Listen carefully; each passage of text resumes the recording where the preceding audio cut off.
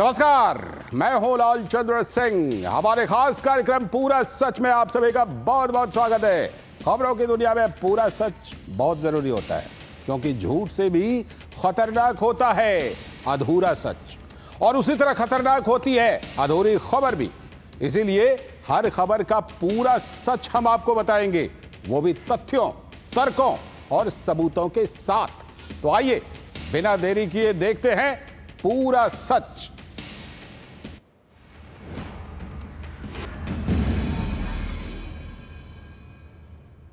जम्मू कश्मीर के पहलगाम में पर्यटकों पर हुए बर्बर आतंकी हमले के बाद भारतीय सेना के ऑपरेशन सिंदूर ने पाकिस्तान को वो चोट पहुंचाई है जिसका दर्द उसे बरसों तक न सिर्फ याद रहेगा बल्कि परेशान भी करता रहेगा।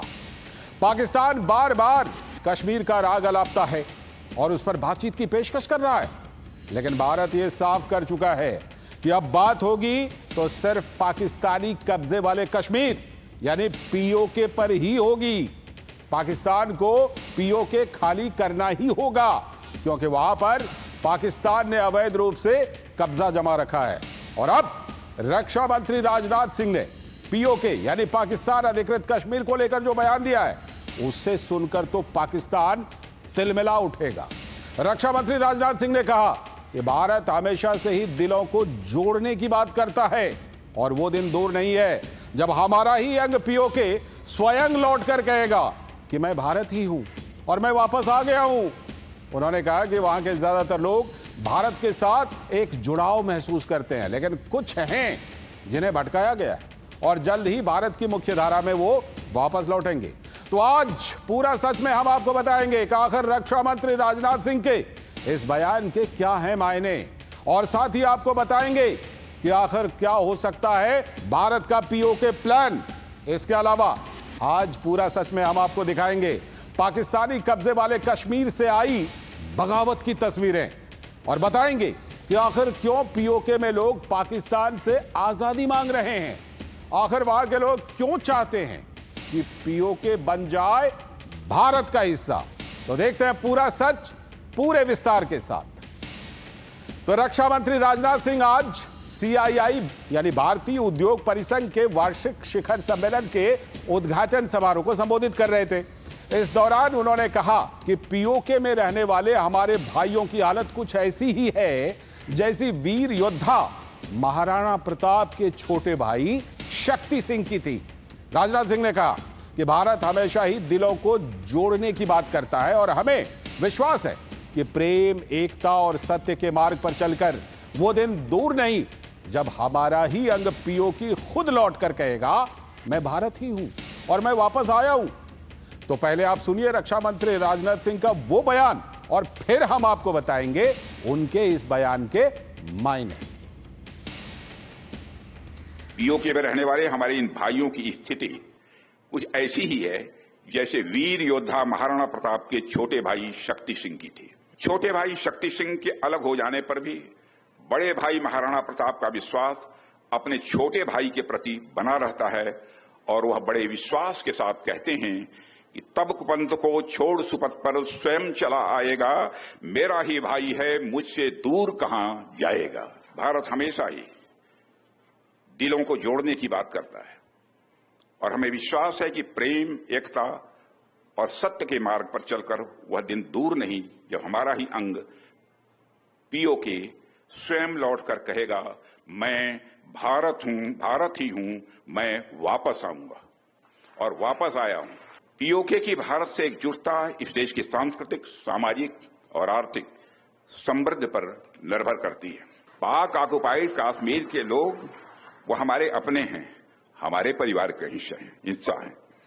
हम प्रधानमंत्री के श्री नरेंद्र मोदी जी के एक भारत श्रेष्ठ भारत के संकल्प के लिए पूरी तरह से प्रतिबद्ध हैं, और हमें यह पूर्ण विश्वास है कि हमारे वो भाई जो आज हमसे भौगोलिक और राजनीतिक रूप से अलग हैं, वो भी अपने स्वाभिमान, आत्मा की आवाज और स्वेच्छा से भारत की मुख्य धारा में कभी न कभी जरूर वापस लौटेंगे। तो रक्षा मंत्री राजनाथ सिंह का यह आत्मविश्वास आपने देखा। दरअसल पाकिस्तान अपने अवैध, नाजायज और गैर कानूनी कब्जे वाले कश्मीर को आजाद कश्मीर कहता है, लेकिन वहां के लोगों की हालात गुलामों से भी बदतर हैं। दशकों से पाकिस्तानी सेना पीओके में दमन कर रही है और वहां आतंक फैला रही है। पीओके के तमाम संसाधनों पर पाकिस्तानी सेना और सरकार ने कब्जा कर रखा है, लेकिन बदले में पीओके के बाशिंदों को मिलती है भूख, बेरोजगारी, महंगाई, अशिक्षा और बीमारियां। यही वजह है कि अब पीओके में बगावत की चिंगारी भड़क चुकी है। आए दिन पीओके की जनता सड़कों पर उतरती है और पाकिस्तान से अपनी आजादी की मांग करती है। यह और बात है कि पाकिस्तानी मीडिया इन तस्वीरों को दिखाने से बचती है, जो इस वक्त हम आपको पूरा सच के जरिए आपकी टीवी स्क्रीन पर इस समय दिखा रहे हैं। पाकिस्तान की सरकार ने पीओके में लोकतंत्र का गला घोंट दिया है और सबसे बड़ी बात तो यह है कि अब खुद पीओके के लोग खुलेआम ये मांग कर रहे हैं कि उन्हें भारत का हिस्सा बना दिया जाए। और इसकी वजह यह है कि भारत के कश्मीर में पिछले 10 सालों में बेहद विकास हुआ है, तो वहीं पाकिस्तान का पीओके नर्क से भी बदतर बन चुका है। तो आइए अब हम आपको बताते हैं कि भारत के कश्मीर और पाकिस्तान के कब्जे वाले कश्मीर में कितना बड़ा अंतर है। हमारे जम्मू कश्मीर का बजट करीब 41,000 करोड़ रुपए का है, तो वहीं पीओके का बजट सिर्फ 680 करोड़ रुपए का है। जम्मू कश्मीर में प्रति व्यक्ति आय 1,54,000 रुपए, वहीं पीओके की प्रति व्यक्ति आय सिर्फ 45,000 रुपए। जम्मू कश्मीर में जहां 35 यूनिवर्सिटी हैं, वहीं पाकिस्तान के अवैध कब्जे वाले कश्मीर में सिर्फ 6 यूनिवर्सिटी हैं। जम्मू कश्मीर में जहां 2,812 अस्पताल हैं, वहीं पाकिस्तान के अवैध कब्जे वाले कश्मीर में सिर्फ 23 अस्पताल हैं।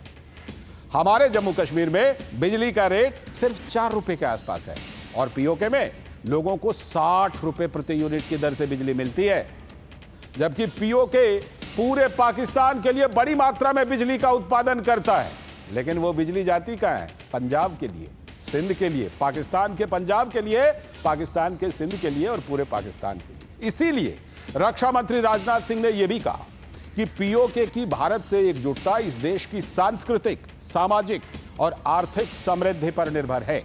इसकी वजह भी है कि जहां भारत लगातार प्रगति के पथ पर अग्रसर है, वहीं पाकिस्तान की आर्थिक हालत पहले से भी बेहद नाजुक है।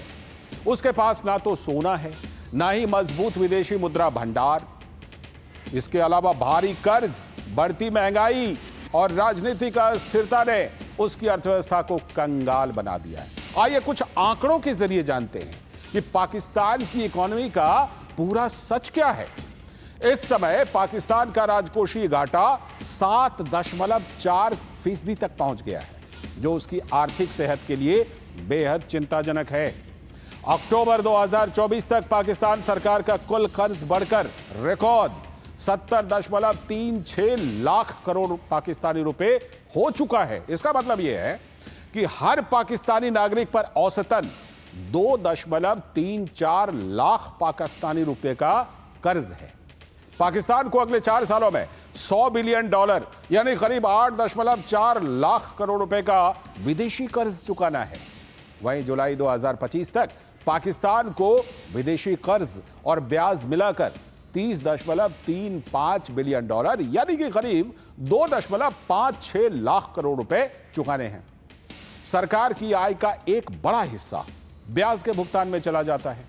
इसी महीने आईएमएफ ने $1.4 बिलियन यानी करीब 12,000 करोड़ रुपए का कर्ज मंजूर किया है। लेकिन बेशर्मी देखिए कि अब पाकिस्तान फिर से अंतरराष्ट्रीय बैंकों से $4.9 बिलियन यानी करीब 41,000 करोड़ रुपए का नया कर्ज लेने की प्लानिंग कर रहा है। खबरों के मुताबिक कर्ज के लिए पाकिस्तान 4 बड़े अंतरराष्ट्रीय बैंकों से बातचीत भी कर रहा है। पाकिस्तान का विदेशी मुद्रा भंडार $15.4 अरब तक पहुंचा हुआ है। इतना नीचे चला गया है, लेकिन यह विदेशी कर्ज के बूते हुआ है। पाकिस्तानी रुपया भी धड़ाम रूप से गिर चुका है। $1 की कीमत इस समय पाकिस्तानी रुपए में 280 पाकिस्तानी रुपए के बराबर है। पाकिस्तान का सोने के भंडार भी खाली है। उसके पास मात्र 65 टन सोना रह गया है, जबकि भारत के पास 800 टन से भी अधिक सोने का भंडार अभी मौजूद है। पाकिस्तान में 18 घंटे बिजली कटौती के कारण वहां के उद्योग धंधे बंद हो रहे हैं। तो पाकिस्तान की खस्ता आर्थिक हालत का असर पाकिस्तान के कब्जे वाले, जो अवैध कब्जे वाला कश्मीर है, वहां पीओके में भी महसूस किया जा रहा है। इन्हीं वजहों से पाकिस्तान के अवैध कब्जे वाले कश्मीर यानी पीओके के लोग भी अब बिना किसी देरी के जल्द से जल्द भारत में शामिल होना चाहते हैं। वहां अब भारत में विलय की मांग जोर पकड़ती जा रही है। आप भी सुनिए निर्वासन में ब्रिटेन में रह रहे पीओके निवासी और एक्टिविस्ट अमजद अयूब मिर्जा को, जिन्होंने कहा था कि पीओके के लोग भारतीय शहरी ही तो हैं।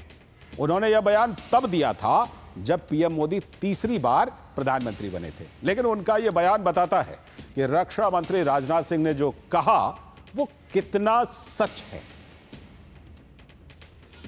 मोदी जी, मैं ये कहना चाहता हूं आपसे कि मेरा बेशक ताल्लुक पाकिस्तानी कब्जे वाले जम्मू कश्मीर से है और मैं एग्जाइल में बेशक लंदन में रहता हूं, लेकिन मैंने हमेशा अपने आप को भारतीय नागरिक समझा है। और मैं समझता हूं कि आप भी इस बात से सहमत होंगे कि पाकिस्तानी कब्जे वाले जम्मू कश्मीर के तमाम जो नागरिक हैं वो बेसिकली बाय डिफॉल्ट भारतीय शहरी ही हैं। तो ये बयान, ये जज्बात पीओके के लोगों का है। हालिया दिनों में पाकिस्तान के कब्जे वाले गिलगित बाल्टिस्तान में भी बगावत के चिंगारी आग बन चुकी है। यहां इस्लामाबाद की हुकूमत के खिलाफ जनता रोज सड़कों पर उतर रही है। यहां के लोगों ने पाकिस्तान को चेतावनी दी है कि अगर उनके जंगलों और पहाड़ों पर कब्जा किया गया तो वो पाकिस्तानी सेना का यहीं कब्रिस्तान बना देंगे। यहां के आंदोलनकारियों का कहना है कि पाकिस्तान उनके जंगल और खनिजों का लुटेरा है और उसे जमीन छोड़ देनी चाहिए। पिछले महीने शिगर जिले में बड़े पैमाने पर प्रदर्शन हुए। शिगर में प्रदर्शन कर रहे हजारों लोगों ने आवाज उठाई और यह आरोप लगाया कि पाकिस्तान सरकार बिना अनुमति के वहां के लोगों की संपत्ति को हड़पना चाहती है। गिलगिट बाल्टिस्तान के प्रमुख शिया धर्मगुरु आगा सैयद अली रिजवी ने पाकिस्तान की सरकार पर हमला करते हुए कहा था कि अगर कब्जा करने के लिए जबरन आओगे तो खुदा की कसम उसी पहाड़ पर तुम्हारा कब्रिस्तान बना देंगे। आप भी सुनिए पिछले महीने हुए प्रदर्शन के दौरान उन्होंने क्या कहा था। को साथ लेके अगर किसी पहाड़ के दामों में आ जाए, किसी पहाड़ पर काम करने के लिए, कब्जा करने के लिए, तो अल्लाह पे कब्जा करने के लिए आ जाओ, खुदा की कसम उसी पहाड़ पर तुम्हारा कब्रिस्तान बना के दफन कर देंगे। ये असेंबली के गद्दार नुमाइंदों, जमीन फरोश नुमाइंदों, याद रखो आइंदा भी आवाम के दरमियान इज्जत चाहिए, आइंदा भी वोट चाहिए, आइंदा भी इलाका चाहिए। तो यार सीट को छोड़ दो, इसी मुल्क से इस्तीफा दे दो, कानून के औरत को फाड़ के आवाम के दरमियान में आगे बैठ जाओ। ऐसे कहते हैं खुला चैलेंज। तो देखा आपने, पाकिस्तान के नापाक कारनामों की वजह से पीओके की आवाम इतना परेशान हो चुकी है कि वो खुद अब पाकिस्तान से छुटकारा पाना चाहती है। बीते साल अप्रैल में भी रक्षा मंत्री राजनाथ सिंह ने कहा था कि भारत को पाकिस्तानी कब्जे वाले कश्मीर पर बलपूर्वक कब्जा करने की जरूरत ही नहीं पड़ेगी, क्योंकि जम्मू कश्मीर के विकास को देखने के बाद वहां के लोग खुद ही इसका हिस्सा बनना चाहेंगे। आप भी सुनिए तब रक्षा मंत्री राजनाथ सिंह ने क्या कहा था। मैं व्यक्तिगत रूप से आश्वस्त हूं कि कश्मीर में जिस तरीके से हालात बदल रहे हैं, सामान्य हो रहे हैं, और कश्मीर जिस तरीके से विकास की राह पर आगे बढ़ चला है, इस संभावना को नकारा नहीं जा सकता है कि पीओके में रहने वाले लोग यह कहेंगे कि जल्दी से जल्दी हमको भी भारत में मर्ज कर दिया जाए, हम मर्ज होना चाहते हैं। यह उनकी ख्वाहिश होगी, ये उनकी इच्छा होगी, ये उनकी मुराद होगी कि भारत के साथ रहना चाहेंगे, वही मांग करेंगे, मेरा ऐसा पक्का विश्वास है। अब वैसे तो पीओके हमारा था, है और पीओके हमारा रहेगा। रक्षा मंत्री राजनाथ सिंह के संकल्प को आपने सुना। वही भारत पूरी दुनिया को स्पष्ट कर चुका है कि अब बात होगी तो सिर्फ पाकिस्तान के कब्जे वाले कश्मीर, अवैध कब्जे वाले कश्मीर यानी कि पीओके पर ही होगी। इसी महीने की 22 तारीख को बीकानेर की जनसभा में प्रधानमंत्री नरेंद्र मोदी ने भी कहा था कि अब बात होगी तो सिर्फ पीओके की होगी। आप भी सुनिए पीएम मोदी का वो बयान। पाकिस्तान के साथ न ट्रेड होगा न टॉक। अगर बात होगी तो सिर्फ पाकिस्तान के कब्जे वाले कश्मीर की, पीओके की। ये भारत का संकल्प है और दुनिया की कोई ताकत हमें इस संकल्प से टिका नहीं सकती है। तो ये तमाम बातें इशारा कर रही हैं कि पाकिस्तान को पीओके खाली करना ही होगा, क्योंकि वहां पर पाकिस्तान ने अवैध कब्जा जमा रखा है। भारत ने एक बार फिर पाकिस्तान से आतंकवादियों को सौंपने और पीओके खाली करने को कहा है। विदेश मंत्रालय के प्रवक्ता रणधीर जायसवाल ने पीओके को लेकर आज भी यह बात दोहराई है। जरा सुनिए क्या कहा उन्होंने। बात इस मुद्दे पे होगी पाकिस्तान से कि जो हम लोगों ने आतंकियों का सूची जो दिया था उनको कुछ साल पहले, उनको हमारे हवाले करें। जहां तक जम्मू कश्मीर का सवाल है, उस पर जो बातचीत होगी द्विपक्षीय रूप से, जो बायलैटरल ढंग से ही बात होगी, वो सिर्फ और सिर्फ इस बात पे होगी कि पाकिस्तान ऑक्युपाइड कश्मीर यानी कि पाकिस्तान अधिकृत कश्मीर को कब का जो पाकिस्तान उसको इलीगल तरीके से, अवैध तरीके से उस पर कब्जा करके बैठा हुआ है, वो उस पर बात होगी कि कब वो उसको खाली करेगा अपना अवैध तरीके से उस पर जो कब्जा है उसको। यह विदेश मंत्रालय का आधिकारिक बयान है। और इस बीच प्रधानमंत्री नरेंद्र मोदी ने पश्चिम बंगाल के अलीपुरद्वार में वहां पर फिर से पाकिस्तान को स्पष्ट शब्दों में चेतावनी दी और कहा कि ऑपरेशन सिंदूर अभी खत्म नहीं हुआ है। पीएम मोदी ने आतंकवाद को संरक्षण देने का पाकिस्तान का पुराना इतिहास भी बताया। उन्होंने कहा कि जब से पाकिस्तान अस्तित्व में आया है तब से ही उसने सिर्फ आतंक को पाला है। 1947 में बंटवारे के बाद से ही उसने भारत पर आतंकी हमले किए और कुछ सालों के बाद उसने पड़ोस में आज के बांग्लादेश में जो आतंक फैलाया, 1971 की बात हो रही है, उसे कोई भूल नहीं सकता। आप भी पहले सुनिए पीएम मोदी का यह बयान, फिर हम आपको बताएंगे कि आखिर पाकिस्तानी सेना ने 1971 में किस तरह से बांग्लादेश में नरसंहार किया था।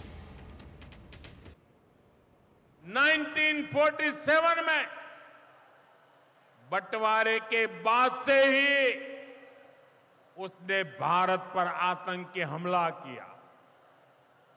कुछ सालों के बाद उसने यहां पड़ोस में आज के बांग्लादेश में जो आतंक फैलाया, पाकिस्तान की सेनाओं ने जिस प्रकार बांग्लादेश में रेप किए, मर्डर किए, वो कोई भूल नहीं सकता। आतंक और नरसंहार ये पाकिस्तानी सेना की सबसे बड़ी एक्सपर्टाइज है। जब सीधा युद्ध लड़ा जाता है तो उसकी हार तय होती है, उसका पराजय निश्चित होता है, उसको मुंह की खानी पड़ती है। यही कारण है कि पाकिस्तान की सेना आतंकियों का सहारा लेती है। और अब हम आपको उस घटना के बारे में बताते हैं जिसके बारे में प्रधानमंत्री नरेंद्र मोदी अभी कह रहे थे कि बांग्लादेश पर कितना अत्याचार पाकिस्तान की सेना ने किया। बांग्लादेश के सफर का सबसे महत्वपूर्ण साल है 1971। ये वो साल था जब बांग्लादेश का दुनिया के नक्शे पर उदय हुआ। लेकिन बांग्लादेश के इस जन्म की कीमत हिंदुओं ने अपनी मौत से चुकाई थी। ये वो दौर था जब पूर्वी पाकिस्तान के बंगाली, चाहे वो मुस्लिम हो या फिर बंगाली हिंदू, दोनों ही पाकिस्तान से आजादी पाने के लिए छटपटा रहे थे। आजादी की इसी आवाज को कुचलने के लिए पूर्वी पाकिस्तान में पाकिस्तान की सेना ने 25 मार्च 1971 को ऑपरेशन सर्चलाइट शुरू किया था। मकसद था पूर्वी पाकिस्तान की बंगाली आजादी को पूरी तरह से कुचल देना। और इसमें साथ दे रहे थे रजाकार, जिन्हें बाद में गद्दार कहा गया। इन दोनों ने मिलकर पूर्वी पाकिस्तान में बंगालियों और खासकर बंगाली हिंदुओं पर जुल्म और सितम के वो पहाड़ ढाए जिसका किस्से सुनकर आज भी लोगों की रूह कांप जाती है। इस दौरान पाकिस्तानी सेना, रजाकारों और जमाते इस्लामी ने मिलकर प्रमुख बंगाली बुद्धिजीवियों को सुनियोजित तरीके से मार डाला। इनमें ढाका विश्वविद्यालय के प्रोफेसर भी शामिल थे। बताया जाता है कि प्रोफेसरों, पत्रकारों, डॉक्टरों, कलाकारों, इंजीनियरों और लेखकों को ढाका में पाकिस्तानी सेना और रजाकार मिलिशिया ने घेर लिया। आंखों पर पट्टी बांधकर उन्हें मीरपुर, मोहम्मदपुर, नखलपारा, राजारबाग और शहर के विभिन्न हिस्सों में बने यातना कक्षों में ले जाया गया और सामूहिक रूप से मार डाला गया। तो सामूहिक नरसंहार और यौन उत्पीड़न की इतनी दास्तानें थीं कि उनकी गिनती करना भी मुश्किल था। कहा जाता है कि इस हिंसा में 3 से लेकर 5 लाख लोग मारे गए और 2 से 4 लाख महिलाओं का बलात्कार किया गया। इनमें ज्यादातर बंगाली हिंदू और अन्य अल्पसंख्यक समुदाय के लोग भी शामिल थे। वो मामले जिनमें बड़ी संख्या में हिंदुओं का कत्ल किया गया, उनमें जतिभंगा नरसंहार, चुकनगर नरसंहार और शांखरीपारा नरसंहार शामिल हैं। भारत भाग कर आए बंगाली शरणार्थियों में 60% से भी अधिक हिंदू थे। जिनेवा के अंतर्राष्ट्रीय न्याय आयोग का मानना था कि पाकिस्तानी सेना का मकसद बांग्लादेश की हिंदू आबादी के बड़े हिस्से को खत्म कर देना या जबरन हटा देना था। वहीं 2 अगस्त 1971 को टाइम मैगजीन के एक लेख में लिखा गया था, शरणार्थियों में 3/4 और मृतकों में से अधिकांश हिंदू हैं जिन्होंने ये खामियाजा भुगता है। तो अब आप समझ गए होंगे कि पीएम मोदी ने यह क्यों कहा कि आतंक और नरसंहार पाकिस्तान सेना की सबसे बड़ी एक्सपर्टाइज है, यानी इसमें तो उनको महारत हासिल है। तो आपने देखा ये दास्तान कि पश्चिम बंगाल जो अब हमारे हिस्से में है और जो बांग्लादेश है जो पूर्वी पाकिस्तान बना था, उस समय बंगाल के 2 टुकड़े हुए थे और उसके बाद पाकिस्तान ने क्या कुछ किया वहां पर। पूरा सच में अभी वक्त है एक ब्रेक का, और ब्रेक के बाद आपको बताएंगे कि ममता सरकार में किन 5 संकटों में घिरा हुआ है पश्चिम बंगाल और टीएमसी की तुष्टीकरण की राजनीति का क्या है पूरा सच।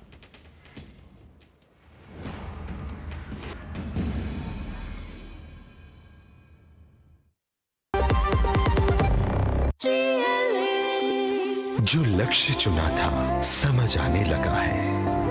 GLA यूनिवर्सिटी, उच्च लक्ष्यों की निश्चित प्राप्ति। जीरा से प्यास बुझाए, डाइजेशन के लिए मस्त, शरीर में नमक पानी का बैलेंस बनाए।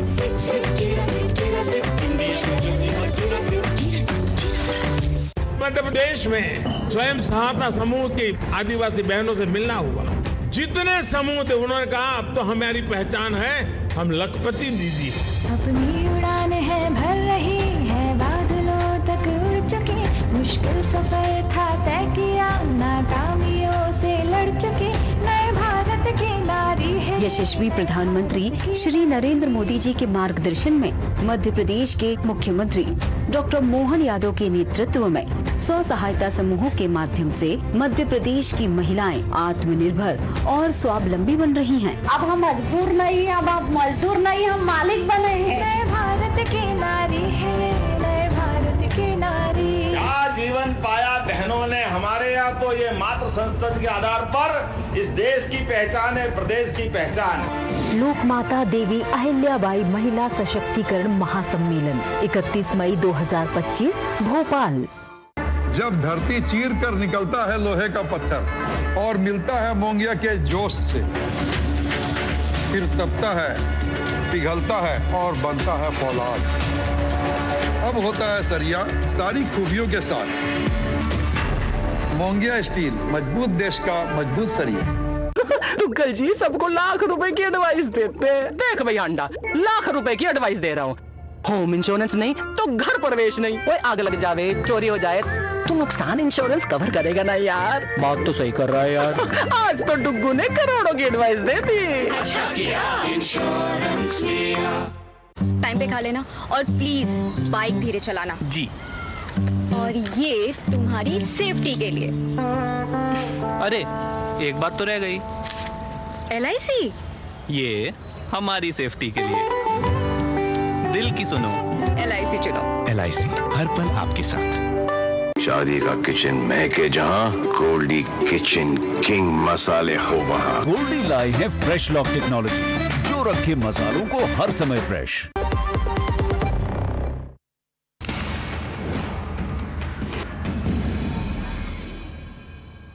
ब्रेक के बाद पूरा सच में आप सभी का फिर से स्वागत है। ब्रेक पर जाने से पहले हमने आपको बताया कि विभाजन के समय बंगाल के 2 टुकड़े हुए थे जो बाद में पूर्वी पाकिस्तान बना, अब बांग्लादेश है। वहां के हालात हमने आपको बताया। अब बताते हैं कि भारत के पास जो बंगाल रह गया वहां क्या हो रहा है। प्रधानमंत्री ने पश्चिम बंगाल के अलीपुरद्वार की जनसभा में कहा कि जनता को अब निर्मम सरकार नहीं चाहिए। उन्होंने कहा कि आज पश्चिम बंगाल एक साथ कई संकटों से घिरा हुआ है। पहला संकट समाज में फैले हिंसा और अराजकता का है। दूसरा संकट माताओं बहनों की असुरक्षा का है, उनके साथ हो रहे जघन्य अपराधों का है। तीसरा संकट नौजवानों में फैल रही घोर निराशा और बेतहाशा बेरोजगारी का है। चौथे संकट की बात प्रधानमंत्री ने की कि भ्रष्टाचार और यहां के सिस्टम पर लगातार कम होते जनविश्वास का चौथा संकट है। और पांचवा संकट गरीबों का हक छीनने वाली सत्ताधारी पार्टी की स्वार्थी राजनीति है। तो प्रधानमंत्री ने इन 5 संकटों को गिनाए। प्रधानमंत्री मोदी ने ममता सरकार पर मालदा और मुर्शिदाबाद में हुई हिंसा को लेकर भी निशाना साधा और ममता बनर्जी और टीएमसी पर तुष्टीकरण की राजनीति के आरोप भी लगाए। आप भी सुनिए प्रधानमंत्री मोदी ने क्या कहा इस पर। यहां मुर्शिदाबाद में जो कुछ हुआ, मालदा में जो कुछ हुआ, वो यहां की सरकार की निर्ममता का उदाहरण है। तुष्टीकरण के नाम पर गुंडागिर्दी को खुली छूट दे दी गई। जब सरकार चलाने वाले एक पार्टी के लोग, विधायक, कॉरपोरेटर ही लोगों के घरों को चिन्हित करके जलाते हैं और पुलिस तमाशा देखती है, तो उस भयावह स्थिति की कल्पना की जा सकती है। यहां की जनता के पास अब सिर्फ कोर्ट का आसरा ही है। इसलिए पूरा बंगाल कह रहा है, बंगाल में मची चीख पुकार, नहीं चाहिए निर्मम सरकार। बांग्लार चित्कार लागबे ना, निर्मम सरकार। तो आज के पूरा सच में इतना ही। मुझे और मेरी पूरी टीम को दीजिए अनुमति। नमस्कार।